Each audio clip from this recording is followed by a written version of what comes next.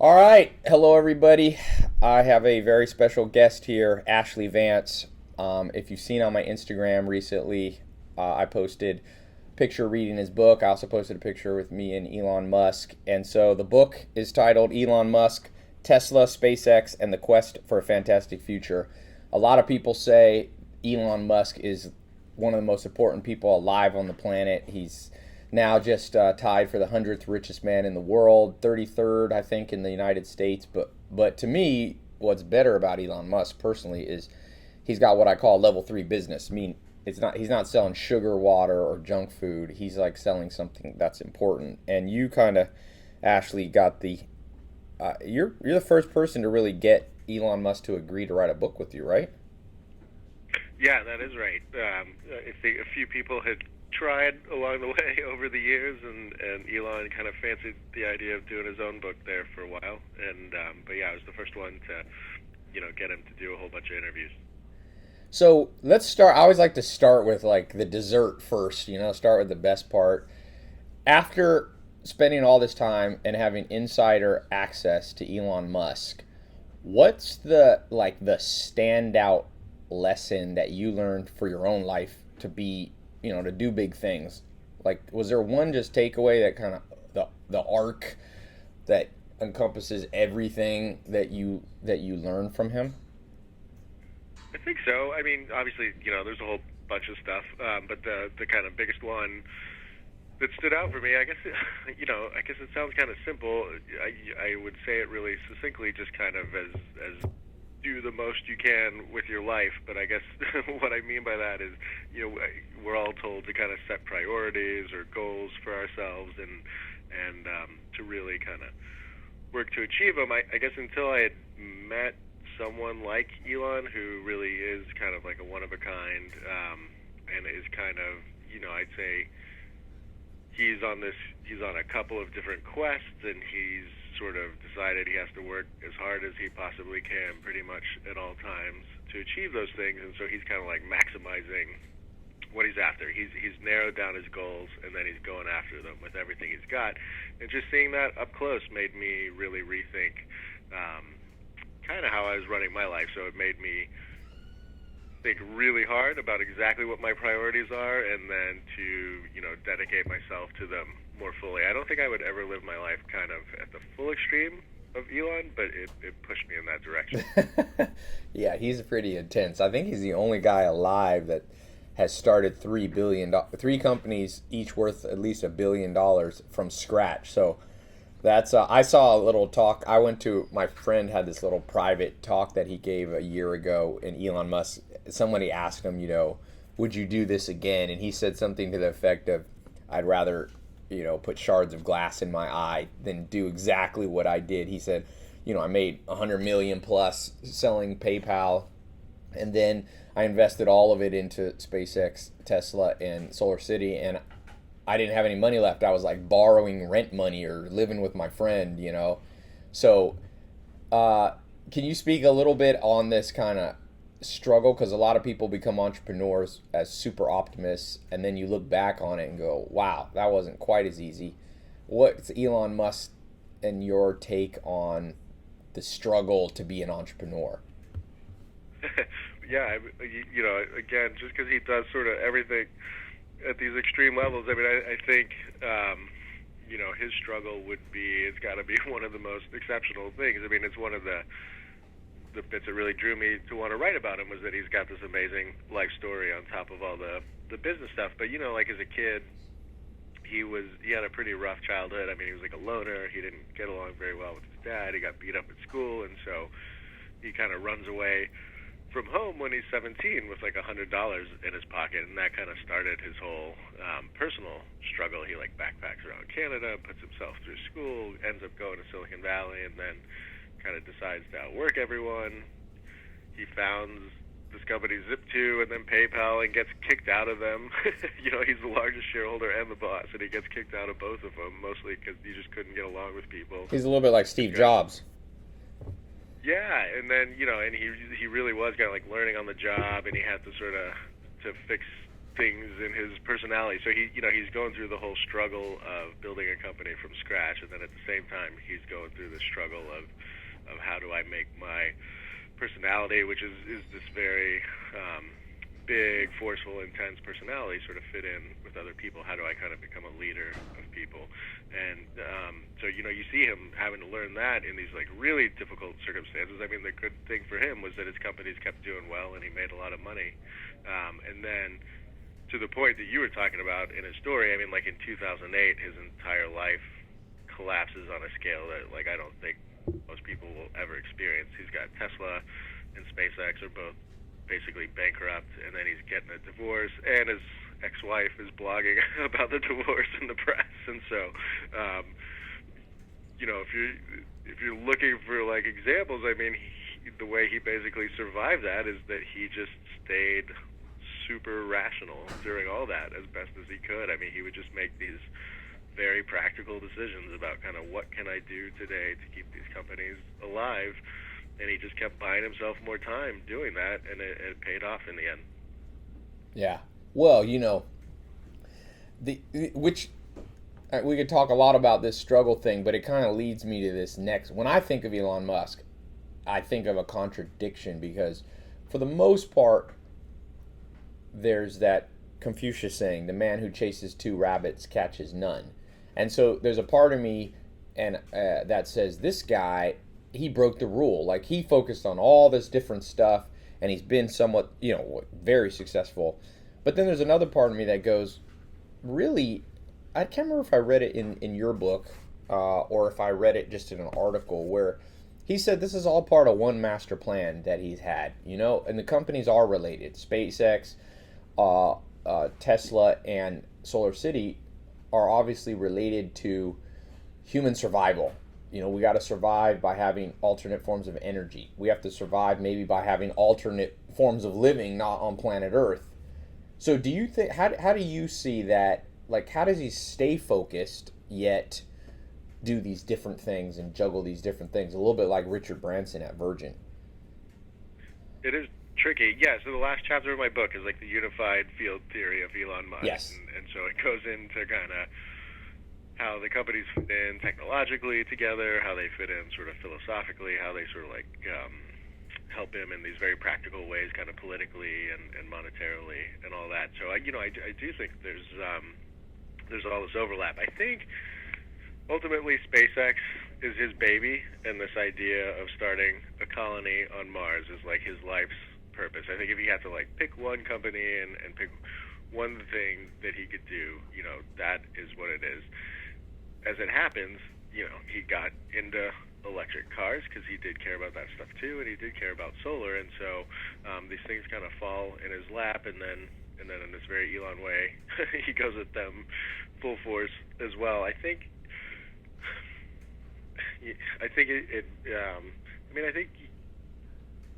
most people would burn out doing this, and I think he does get sort of close to that.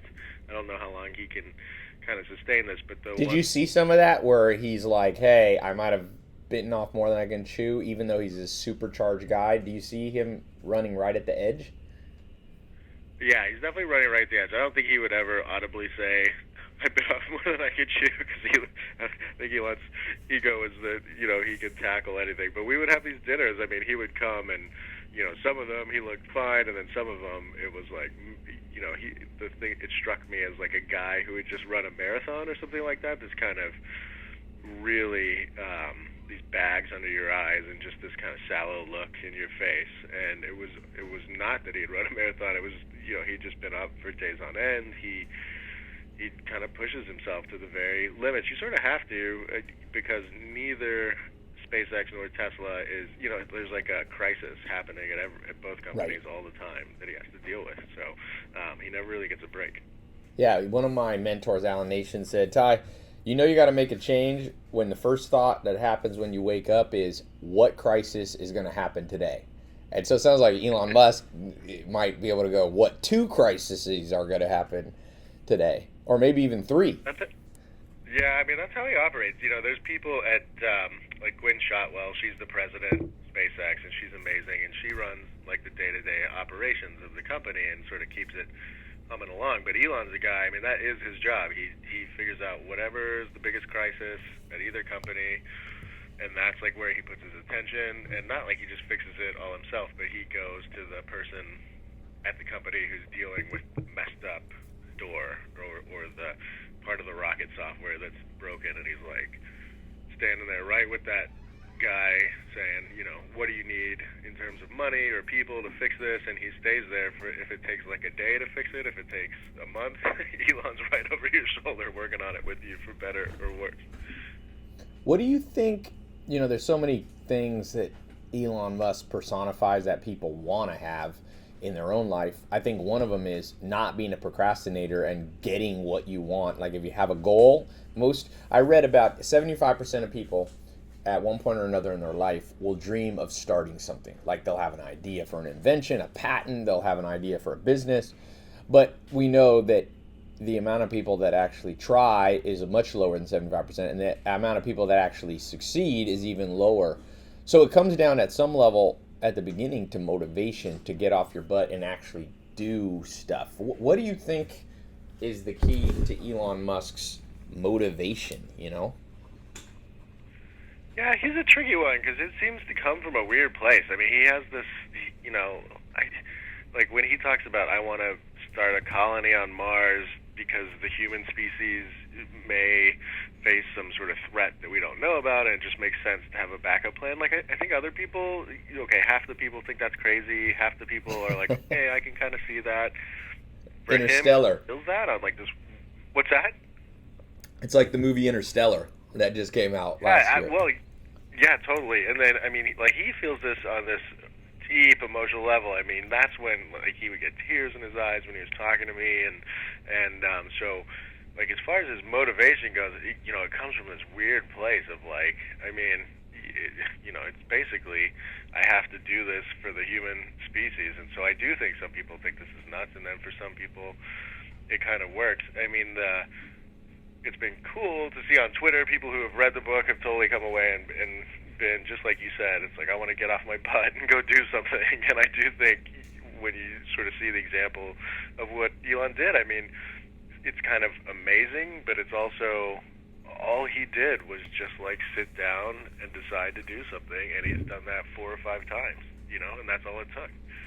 So you think it's come from him specifically? It comes from kind of an emotional place of I want to help humanity, help myself. That's his prime, as opposed to, let's say, Stephen Schwartzman at Blackstone. I was just reading about, or Warren Buffett, Charlie Munger. These guys are very focused. Like I want to be rich. That was kind of their motivator. You think Elon's comes much more from a kind of savior complex, or not complex, but that mentality? I do. I mean, I think he totally enjoys being rich, and like as he's got richer, it's made kind of all this stuff that he's going after easier, and he has like a big ego. I mean, he loves being the celebrity CEO and all that stuff. But I mean, I honestly, and this does not come from any sort of fanboy anything. I mean, I just having spent enough time with him and his family and his friends and his employees. I mean, I just think it's very authentically he's after this bigger picture stuff, and he's either had to make money along the way to make that happen, or he's kind of stumbled into money as a result of pursuing this bigger goal. I think like at the very beginning when he did Zip2, which was like this .com startup around 1994, I mean that was a pretty conscious decision with his brother that like the internet was happening, we need to do something to capitalize on it. It wasn't totally kind of we just need to get rich. It was like this is where the action is, let's get involved and see what happens. But you know, since then I think he's been kind of driven by something well beyond money. Yeah, I have a system, that a personality kind of psychometric test that I'm working on kind of trademarking, and I call it the PACE system. So PASE, and they're the 4 dominant kind of drivers in personality types. So P stands for practical, A action, S social, and E emotional. So my take, you know, and I've been with Elon in person, that he is either an EA dominant person. I think he's an EAPS, which is emotional first. That's his driver, and you kind of confirmed it. My hunches after, you know, being around him in person. A is second. He likes to take action.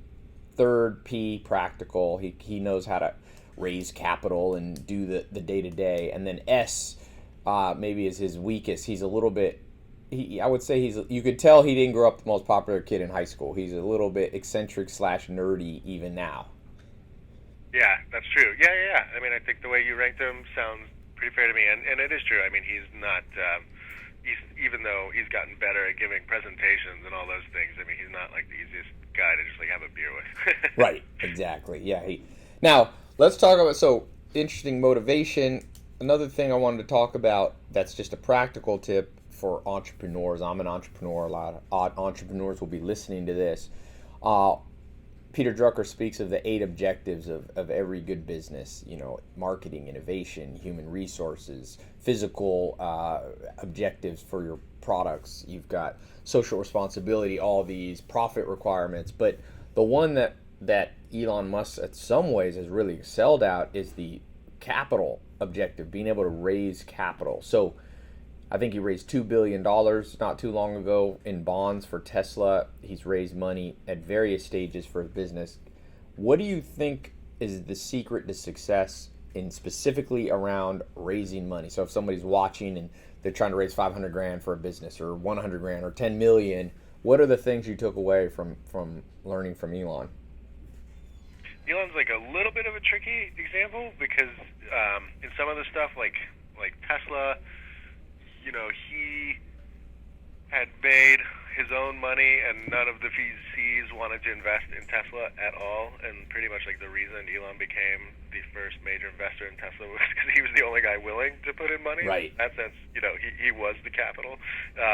But you're completely right. I mean, subsequently, like more than anyone else, I think we've seen in recent memory. I mean, he has a real gift. Of late, because his star has been rising, it's like everyone wants to buy in to Elon Musk, and so it's gotten pretty easy for him to raise capital. I'd say in the darker days, kind of like 2008, when you had this whole world was melting down with a financial crisis and all those things, and Elon was still able to raise money in those environments. I mean, to me, he gives off such a complete devotion and commitment to what he believes in, and that's what other people buy into. It is that, like when he talks about something, he not only talks about it with passion, but he explains it so it just seems to make so much sense. Even when he's telling you about like a Mars colony, and that there's all these things that need to be done to make that happen. I mean, you kind of buy into it, and then he also gives off this impression of, I will die to make this happen, like this total commitment of himself to back it up. And so, I think the investors were always buying into him more than the ideas of the companies back in those really tough times. Yeah, there's 2 books. I've got this book club, which your book has made it into the book club. I kind of ranked the best books I think out there, and there's 2 books. One's by a former I think he's dead now, Harvard professor Solomon, and it's How to Write a Good Business Plan. And then the other book is one of my favorites it's the autobiography of Sam Walton, who started Walmart, became basically the wealthiest man of our time. And both of those books confirm what you just said. Solomon says, in general, and good investors are investing in you. So they are investing in who you are, what you know, and who you know. And then Sam Walton says that he gave 10 commandments to building a business, and he made $160 billion. And he said the first one is commit. And I find most entrepreneurs have a hard time committing because they're not good at coming to a place where they say, yes, I know what I should be doing. So maybe the lesson from what you said is to raise capital is an after effect of you knowing what you're doing and it being in an area that you have competence and passion in. Does that sound? Yeah, well, yeah, I mean, I think I think you can make a case for that. I think with Elon, I think like he knew what he wanted to do more or less.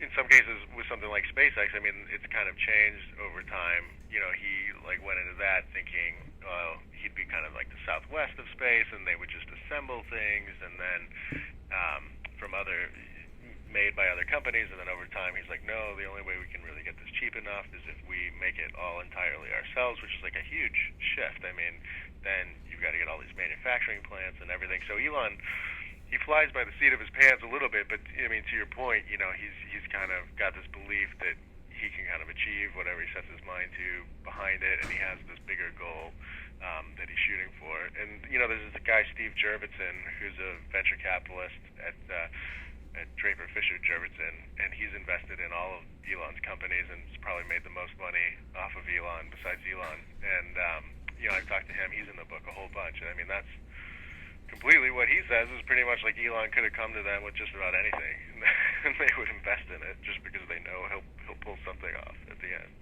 Well, it's like there was a professor, Megginson, who explained Charles Darwin's theory, and he said what Darwin was really trying to say is that it's not the strongest or the smartest who survive, but it's those able to adapt to the environment in which they find themselves. And so what you're saying is Elon Musk has this overarching goal, but then he's willing to pivot, adapt, and be changeable with SpaceX. If it becomes apparent that he shouldn't be the Southwest of space, he should do something else, he's willing to pivot and change. I think changeability is really why Homo sapiens are the dominant species on planet Earth right now. Yeah, I mean, I think he does. Like with something like Tesla, it's funny because there were moments in time where the company thought about, okay, maybe we should make a hybrid car and put in, a gas engine alongside the electric stuff to recharge. Take advantage of, like, obviously the fuel network and all that stuff when you need it in emergencies, and then Elon and the head of technology, J.B. Strobel, sat down and like, no, look, I mean, if we do that, we do a compromise. What we have to do is stick with our guns and this idea that we're going to make the best all-electric car from the ground up. So they had kind of this guiding principle that they never were willing to waver from, but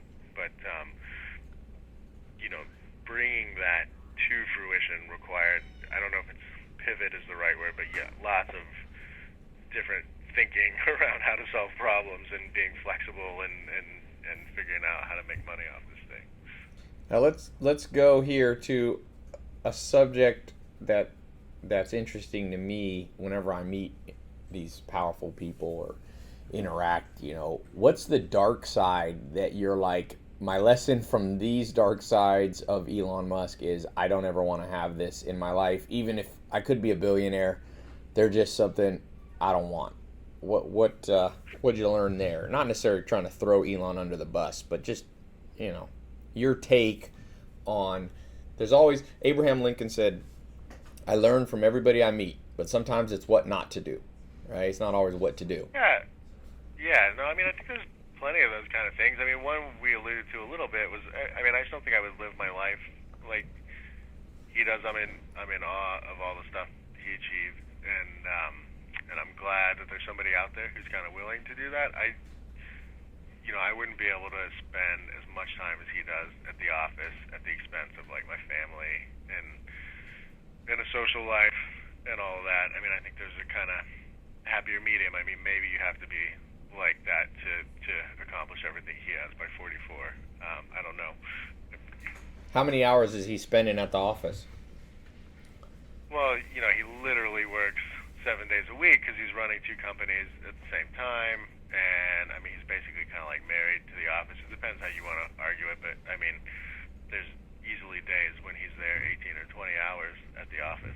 Yeah. And, there's a funny part in the book where he had just gotten divorced, and he's like, I got to start dating again, and then he looks at me and goes, how much time do you think a woman requires a week? He's like, do you think 10 hours would be enough?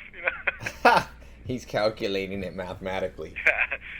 And then, the other thing that you see in the book quite a fair bit is how hard he is on employees. I mean, he expects them to work just about as much as he does. He expects them to be, if not perfect, working their tail off, and then definitely being exceptional quite often, and if they're not, he lets them know about it in no uncertain terms. He's been known to really kind of humiliate people in meetings, and I'm just not wired that way to begin with, and so, and then it also seemed to be something that Elon has learned over time, that when he kind of demoralizes people, they don't come back. Some of them don't come back from that, and they sort of like lose their morale, and so he's tried to curb that a little bit. But I find all that was kind of a little bit sad. There's people who've worked for him for 10 or 12 years, seen him almost every day, and I don't think either of them would consider each other friends. It's still kind of this business relationship, and so I don't think things have to be that way. Yeah.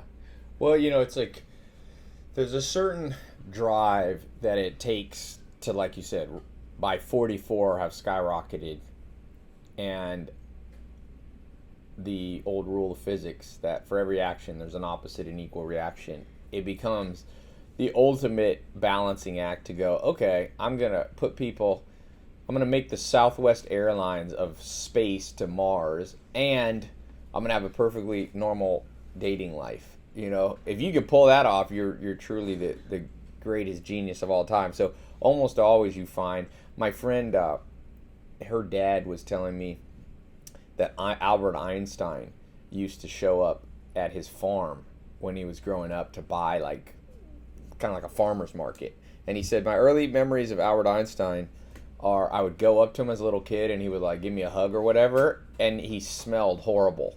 So Albert Einstein could not quite find the time to wear deodorant or take a bath because he was off on planet, Lululand, coming up with E equals MC squared. So I think it's one of those, humanity has to balance out Einstein. Like the other 7 billion people on the planet, we take showers so that the room doesn't smell when Einstein walks in. Yeah, I mean, for me, it's like one of the big questions in the book is where is that balance? Does there need to be a balance or not? I don't think it's anything that I came to a real clear conclusion on, except to what you said. I mean, I think if Elon was trying to live some sort of normal life, there's no way he would have achieved everything he has. But it's that whole sort of the ends justifying the means thing that obviously kind of repeats all the time in literature, and I think Elon's life is like a total experiment in that. So socially, he's divorced, and that took a toll on him. He's got, I think, 5 kids. How through this, let's talk for a second about the kids. Were you able to interview the kids? What's their take on having a dad like this? I tried to leave them out of it, Okay. And I sort of did that consciously. I know they split time between him and Elon's first wife, and I talked to his ex-wife about it quite a bit, and to Elon about it quite a bit. I mean, his ex-wife kind of felt like everyone feels like Elon's like a good dad, and when he's with them, he's a really good dad. But his ex-wife Justine felt like the kids were living this totally bizarre, kind of unreal life, and that her job was to kind of keep them a little more grounded. I mean, they go to the SpaceX factory on the weekend and sort of have to sit there while their dad works. They're like the only boys. They're all boys, and they're the only boys on Earth, I think, who get bored going to the rocket factory. And That's so funny. then Elon would tell me, we were having dinner one time. He's like, I just got back from Monaco with the boys. We were watching the F1 races with the prince and princess and all this stuff. And so, they live a pretty exceptional, kind of strange life. And then Elon, he did suffer so much as a kid and sort of sees that as giving him this resolve later in life. And so I remember we were having one dinner, and he's like, I mean, what am I supposed to do? Am I supposed to... I think about this all the time. Should I make life miserable on them? How do you do that sort of consciously, or do they just get the benefit from sort of from this lifestyle? So it's something they think about a lot. Yeah, if you talk about the ultimate juggling act, if you can pull off starting $3 billion companies from scratch, healthy marriage, or good dating life, and amazing kids, we might have to give this guy a Nobel Prize or something like that. Do you think that Right. his intellect how my experience with high level people is it almost always there's an interesting book out, New York Times bestseller. I think it's called Willpower, and it starts by saying if you correlate success with factors that people have, is it because you're tall? Is it because where you're born? Is it good looking? Is it intelligence? Is it being born into a rich family? They found two factors most important or most predictive of your success. One is just raw intellect, and number two is willpower. So willpower is obviously an all-encompassing word. So maybe we can break those down. Elon Musk, what was your impression of his intellect, just raw computing power? Yeah, I mean, there's no question in my mind, that he's exceptionally gifted. As a kid, he was just this unbelievably precocious reader who was able to recall facts of what he'd read, in an almost kind of disturbing way to the other kids around him. It's kind of funny because he disturbing? didn't do that well. What's that? In a disturbing way? Well, sort of like a know-it-all kind of. Right. I remember his mom was saying they were like sitting at the dinner table one day, and his sister said something about how far the moon was away from the Earth, and Elon was like, "No, that's wrong," and he recited it to the exact number of feet that the moon was from the Earth.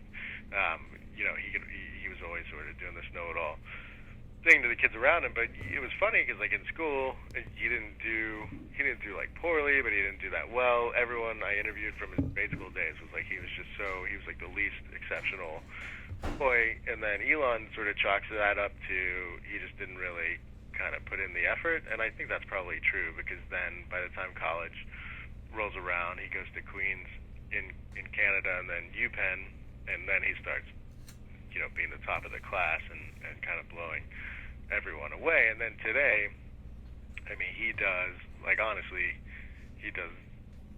astrophysics stuff in his head, and he knows a lot about a lot of stuff. He's very smart.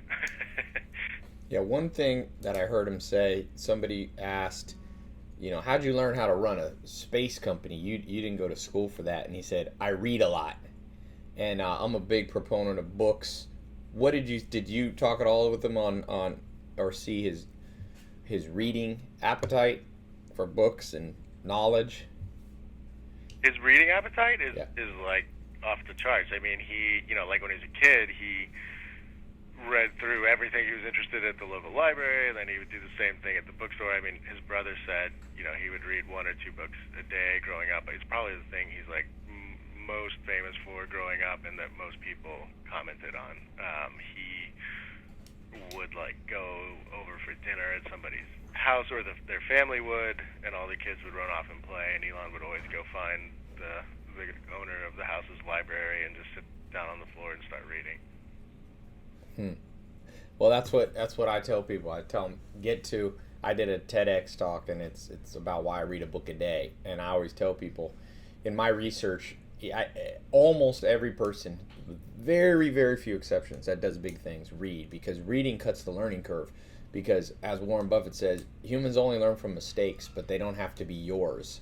So a book is a way to absorb other people's mistakes, and the reward for it is at 44, like Elon Musk, you can have done what most people wouldn't do in 4,000 years of life. So it's this learning curve cut. So that's interesting. Books. I'm glad always to hear my pet theories get confirmed by other people. So thank you for that. We didn't pre-rehearse that. Next thing. So he's got the intellect, and we alluded to this a little bit earlier, but willpower. This is still, we talk about his motivation being this wanting to save the world. Did you see like this raw, almost scary ability to just focus down and say, I will get this done? You said maybe he was willing to die for something. Can you speak on like just this raw, procrastinating, crushing willpower? Yeah, well, I mean, that may be his greatest strength. I mean, it is sort of like an amalgam of all these things you're talking about, where you have to have the intellect, and you got to be able to do some marketing, and you got to be able to raise money. But I mean, without Elon's willpower, none of these companies would be around today, because all of them had these moments where they were basically on death's door, and it was only kind of Elon's belief and willingness to just keep going that they are still around today. And I think it was also people kind of seeing what Elon was willing to do that set this like example for them to follow. I mean, like in 2008 during Tesla's really, really dark times, you've got Elon who's just there nonstop. He'll come in on the weekends and he puts a desk right in the middle of the factory floor and never says anything to anyone. I mean, the message is really clear. Like, you should be here on the weekends. The suppliers that the company deals with, who are never used to dealing with people on the weekends, start getting calls directly from Elon, and now they know they have to work on the weekends too. and I mean, it's really, whatever crisis is happening, he does something kind of like that to deal with it and pulls them through. I mean, to me, I've met a lot of smart people, so Elon's smart. There's a lot of really smart people. To me, his willpower was what set him apart from anyone else I've ever met. Yeah, I think I heard Elon Musk say, if you work 100 hours a week when everybody else works 40 hours a week, you'll accomplish in 3 months what takes most people a year or whatever. And I think that that's hard math to argue. It's basically true as long as you can be productive at 100 hours. What about? Yeah, go ahead. I think most people would. I think most people would sort of have trouble to keep going. He's oddly, he has like the stamina to sort of back it up, and so that's been a real gift for him. Do you think he sleeps on average how many hours? Well, he says he sleeps like 4 or 5 hours, and I think that's probably true. He would like knock off sending emails at like 12 or 1 and sort of kick back up again around 5. I mean, if he sleeps 4 or 5 hours, it's like right on the nose, and then he's back to it. No naps? Not that I know of. I mean, we'd meet for dinner at 9 o'clock at night, and then we'd talk for 3 or 4 hours, and so it'd be around midnight, and we'd stop, and then I'd be going home, and we'd go in Silicon Valley. He'd get like back on his jet and fly to LA and be doing email that whole time. I mean, and then it never seemed like there was room for naps in the middle of all this stuff he's got going on. So when you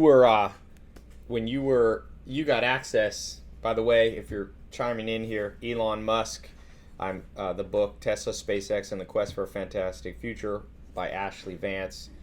Amazing book here with Ashley Vance. And so how many hours did you end up spending with him in person to pull this book off? It was like, we had sort of like 30 hours of just face-to-face interviews, and then I would do stuff like going to Tesla and walking around the design studio with him and hanging out at the SpaceX factory. We went to like movie premieres and things like that. And so, it was quite a bit of time. I mean, some of the interviews would be like 3, 4, 5 hours long, and I was just like thrilled to sort of get that chance. What about diet and exercise? What'd you see that he does? Strong. What does he eat? What'd you say? He's got not his strong suits really. he's got people that bring him food and everything, and it's all like, okay. I mean, there's nothing. At one point, he was kind of doing like a low carb thing to try and lose weight, because he really doesn't. He goes through fits and periods where he kind of will exercise, and he exercises like super intensely and has the trainer and all that stuff. But then, I think work gets the best of him, and he tends to put on a little bit of weight during those periods. Yeah. So does he have the typical, if you're at his house, does he have the Iron Man type house? Does he have gadgets and maids and all this beautiful supermodel now that he's single? Does he live that, or is he pretty much not quite as glamorous because he's always at the office?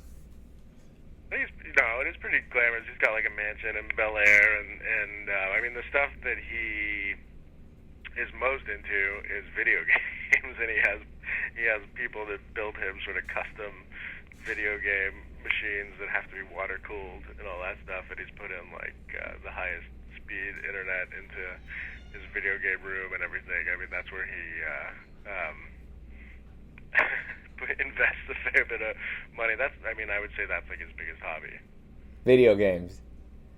So video games, he's got that. He's got mansions. He's got the jets. He's got, obviously, when I was with him, he had a Tesla, which was no surprise. And you were talking about, what about social life in terms of, is he living the not the Hugh Hefner, but the, kind of, what's the Robert Downey Jr., Tony Stark kind of Iron Man social life?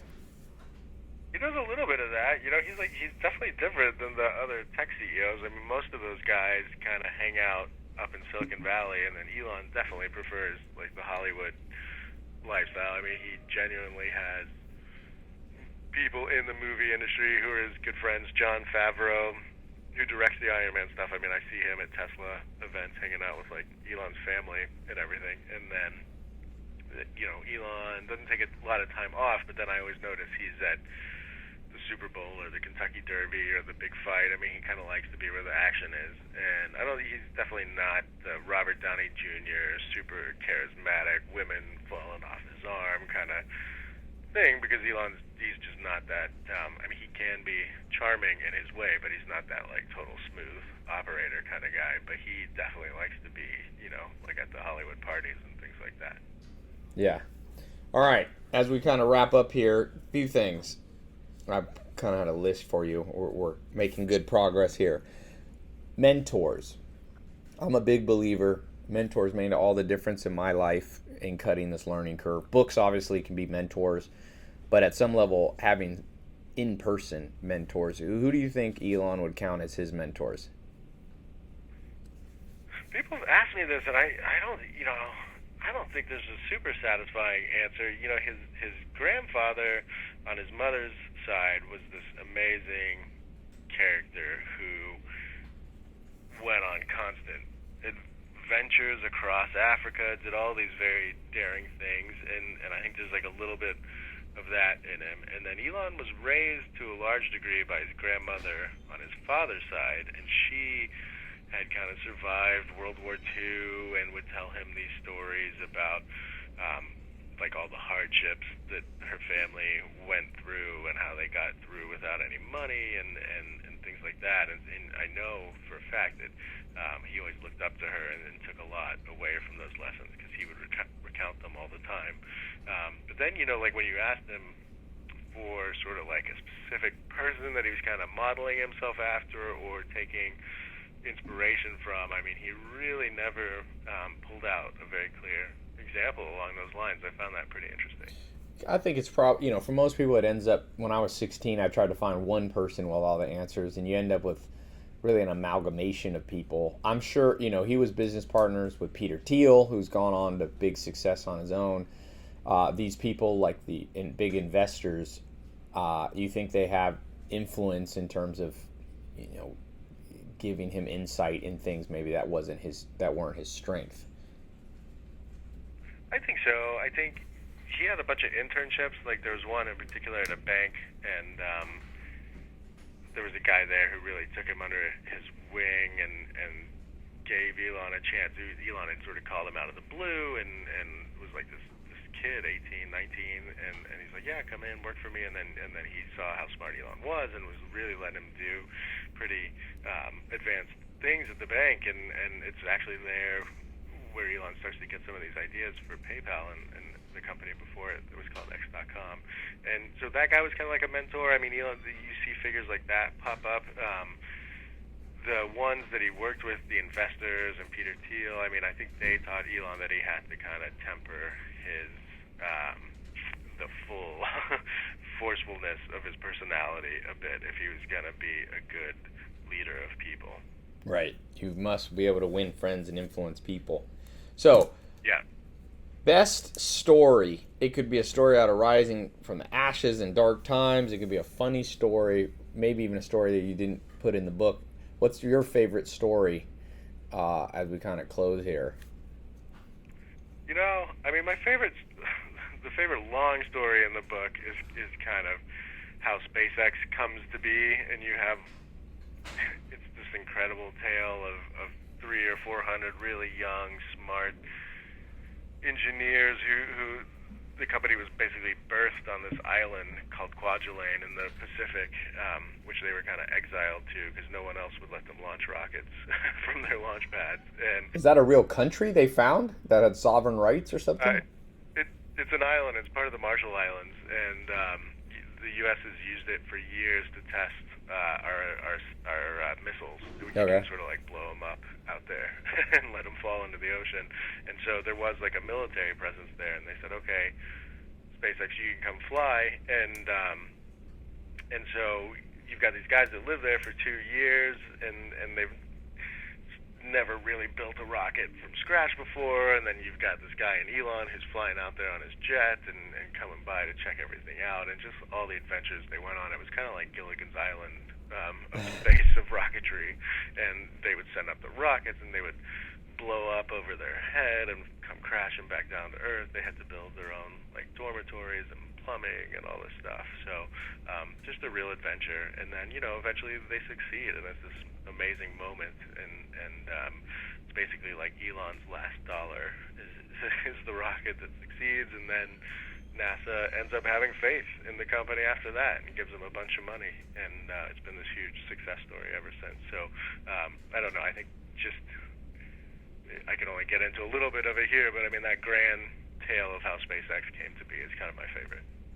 Yeah, it's like it's one of those triumphs of creativity meets willpower meets a little good luck. You can get those three together, you have a recipe for success. So, last question, then we'll close up here. If you had one thing to say, and it's just similar to the first question I asked you, but one like super practical thing. It can be as practical as eat broccoli.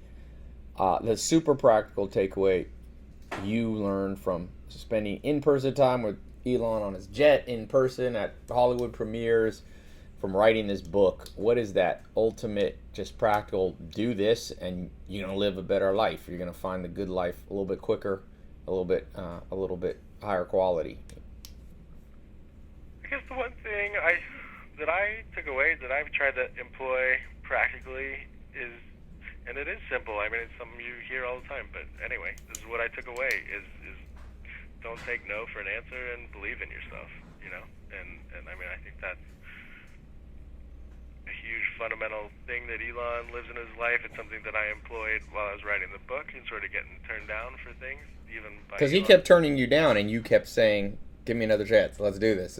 Right?" Yeah, just perseverance. I mean, I spent 2 years interviewing hundreds of people and sort of wore Elon down through that. And when I would get down on myself, because you go through lots of ups and downs while you're researching and writing a book. I mean, I would always go back and be like, what would Elon do right now? And he would just What would Elon do? You going. didn't have one of those bracelets. He'd keep going, and he also, the believe in yourself thing is important too, because if you look at his life, he's had just about everybody always tell him what he was doing was either wrong or impossible, and a lot of times it's taken much, much longer and been more expensive than he thought, but he has accomplished it in the end.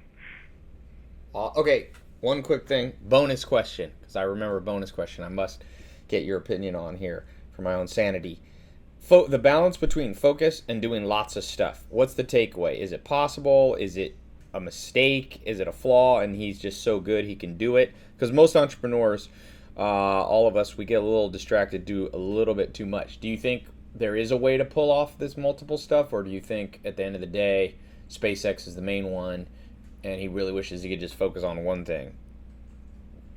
No, I mean, I came away thinking focus is important. I think even though he's running 2 companies at one time, he's very focused on them in the particular moment. I think if he had his druthers, if he could, he would just do SpaceX, and I think it does tear him apart that he has to spend so much energy on 2 things. But I think being like totally scattered is a mistake, and that even from the outside it looks like